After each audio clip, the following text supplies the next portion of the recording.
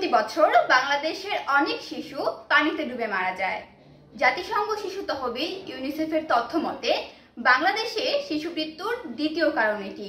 পানিতে ডোবা শিশু বা ব্যক্তিকে পানি থেকে তোলার পর প্রাথমিক চিকিৎসা দিলে অনেক ক্ষেত্রে তাদের মৃত্যু ঝুঁকি এড়ানো যায়।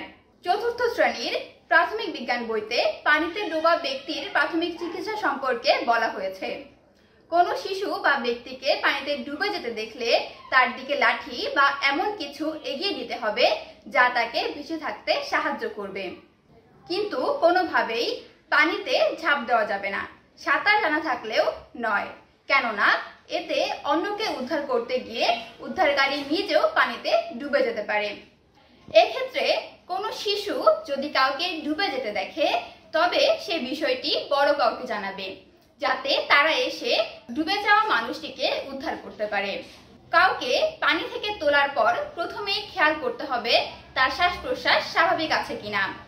স্বাভাবিক না থাকলে চিকিৎসকের কাছে নেওয়ার আগ পর্যন্ত সিপিআর বা কৃত্রিমভাবে তার শ্বাস প্রশ্বাস চালিয়ে যেতে হবে। সিপিআর বা কৃত্রিমভাবে শ্বাস প্রশ্বাস দেওয়ার নিয়ম বইটিতে বলা হয়েছে। প্রথমেই পানিতে ডোবা শিশু বা ব্যক্তিটিকে চিৎ করে মাটিতে শুইয়ে দিতে হবে। এরপর তার থুতনি আলতো করে তুলে ধরতে হবে। এরপর তার মুখে কয়েকবার ফু দিতে হবে যতক্ষণ না পর্যন্ত তার বুক ফুলে ওঠে। এরপর তার বুকে 30 বার চাপ দিতে হবে। এভাবে ফু দেওয়া চালিয়ে যেতে হবে যতক্ষণ না পর্যন্ত তার শ্বাস প্রশ্বাস স্বাভাবিক হয়।